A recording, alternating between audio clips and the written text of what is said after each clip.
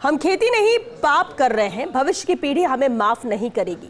ये कहना है गुजरात के राज्यपाल आचार्य देवव्रत का। जयपुर के एसएमएस इंडोर स्टेडियम में प्राकृतिक खेती को लेकर बीजेपी किसान मोर्चा की ओर से आयोजित प्रदेश स्तरीय कार्यशाला में राज्यपालों से लेकर मुख्यमंत्री, बीजेपी पदाधिकारियों और हजारों किसानों ने हिस्सा लिया।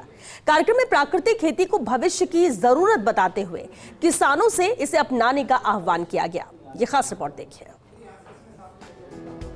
आमतौर पर संवैधानिक पदों पर बैठे राज्यपाल राजनीतिक कार्यक्रमों से दूरी बनाए रखते हैं, लेकिन प्राकृतिक खेती को लेकर देश भर में पहचान बना चुके गुजरात के राज्यपाल आचार्य देवव्रत ने किसान हितों को देखते हुए बीजेपी किसान मोर्चा की कार्यशाला में भाग लिया। उन्होंने कहा कि जैविक और प्राकृतिक खेती अलग अलग अवधारणाएं हैं। प्राकृतिक खेती भारत की परंपरागत खेती है जिसमें लागत कम आती है और मिट्टी की उर्वरता भी बनी रहती है। उन्होंने किसानों से संकल्प लेने की अपील की कि खेती और मिट्टी को बचाने के लिए प्राकृतिक खेती की ओर बढ़ना होगा। धरती में रासायनिक खेती थी, वहाँ ड्रिल मशीन 2 इंच से ज्यादा छिद्र नहीं कर पाई, और जिस धरती में मैं प्राकृतिक खेती करता हूँ उसमें ड्रिल मशीन रखते ही 2.5 फीट अंदर चली गई, और उस मिट्टी की गुणवत्ता का अंतर, वो धूल उड़ रही थी और मेरी मिट्टी यूं खिल रही थी। इसका कारण क्या है? भाइयों, मैं आपसे निवेदन करता हूं, आने वाली पीढ़ियों का खेती तो दूर, पीने का पानी नहीं छोड़ के जाओगे जिस रास्ते पे हम चल रहे हैं।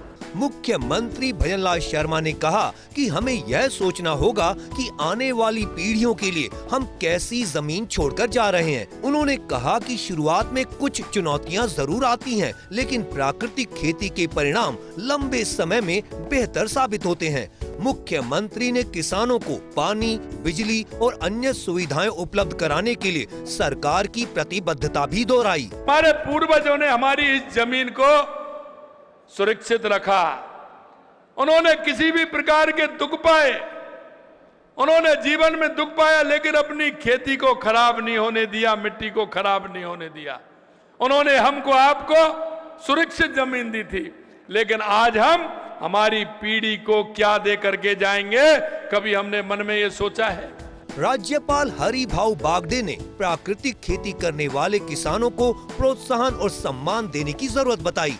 वहीं बीजेपी प्रदेश अध्यक्ष मदन राठौर ने कहा कि मिट्टी, पर्यावरण और भावी पीढ़ियों के हित में प्राकृतिक खेती को जन आंदोलन बनाना होगा। आचार्य जी ने कहा है कि आप प्राकृतिक खेती करो। मेरे ख्याल से जो बुजुर्ग यहाँ बैठे, जिसका उम्र 70-75 के आगे, उसके बचपन में आप प्राकृतिक खेती करते थे। केवल रासायनिक खादों का उपयोग ये 60 साल में हुआ, इसके पहले नहीं हुआ था।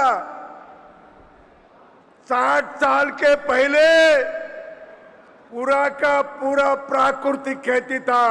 हमारे देश के प्रधानमंत्री आदरणीय नरेंद्र मोदी जी ने मृदा परीक्षण का, और वो भी शुरुआत की वो हमारे राजस्थान से की, और दुनिया को बताया कि किस प्रकार से हमारी मृदा का परीक्षण करना चाहिए, किस प्रकार उसमें उर्वरक क्षमता बढ़ाना चाहिए, किस प्रकार की फसल बोना चाहिए।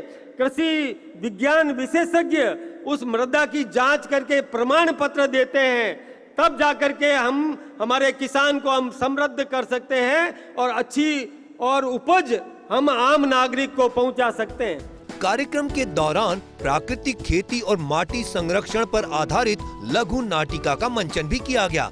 गुजरात के राज्यपाल आचार्य देवव्रत ने अपने अनुभव साझा करते हुए बताया कि गुजरात में 8.5 लाख से अधिक किसान प्राकृतिक खेती से जुड़े हैं और लाखों हेक्टेयर भूमि इस मॉडल से लाभान्वित हो रही है। वहीं मुख्यमंत्री भजनलाल शर्मा ने भी किसानों से फलदार पौधे लगाने और प्राकृतिक खेती को अपनाने की अपील की। बीजेपी किसान मोर्चा के प्रदेश अध्यक्ष कैलाश चौधरी ने कार्यशाला में प्रदेश भर के किसानों का आभार जताया। कार्यक्रम में बीजेपी संगठन महामंत्री अजय कुमार समेत मंत्री, विधायक और हजारों किसानों की मौजूदगी रही। इस समय गुजरात में 8.5 लाख किसान प्राकृतिक खेती करते हैं, 8.5 लाख। और हमारे मॉडल फार्म 7,608 मॉडल फार्म हैं, जो किसान प्रति एकड़ 4 से 5 लाख, 3 से 5 लाख रुपया 1 एकड़ से कमाता प्राकृतिक खेती में। आप उस मॉडल में जा करके देख सकते हैं। और खेती भी लागत की होती जा रही है, पानी भी ज्यादा मांग रही है, वर्षा के अंदर पानी भी नहीं पीती है, मिट्टी कठोर हो गई है। मेरे भाइयों बहनों, मैं यही कहना चाहता हूं, हमें खेती को समझना होगा। हम चाहते हैं कि हमारा किसान मजबूत हो, लेकिन मैं एक बात जरूर आपसे कहना चाहता हूं मेरे भाइयों, आप प्राकृतिक खेती के तरीके देखें। पंचगम, जीवामृत, बीजामृत, मिलचंग को अपनाकर मिट्टी दोनों को सेहत बनाएं। और प्राकृतिक खेती जब हम करेंगे, मिट्टी की उर्वरा शक्ति फिर से बढ़ाने का काम करेंगे, तो कृषि उत्पादकों पोषक तत्व मात्रा बढ़ाएंगे, तो निश्चित रूप से हमारी मिट्टी उपजाऊ भी होगी। मकसद एक ही है, आचार्य देवव्रत के जरिए किसानों के बीच में प्रधानमंत्री नरेंद्र मोदी का वो संदेश पहुंचाना जो प्राकृतिक खेती को बढ़ावा देता है, संरक्षण देता है और नवाचार के लिए किसानों को प्रेरित करता है। आचार्य देवव्रत ने ये भी समझाया कि जैविक खेती और प्राकृतिक खेती में क्या अंतर है, और खरे शब्दों में कह दिया कि अगर हम प्राकृतिक खेती को नहीं अपनाएंगे तो आने वाली पीढ़ी, आने वाली नस्लों को हम समाप्त करने का काम करेंगे। कैमरा जर्नलिस्ट सुरेंद्र सैनी के साथ योगेश शर्मा, फर्स्ट इंडिया, जयपुर।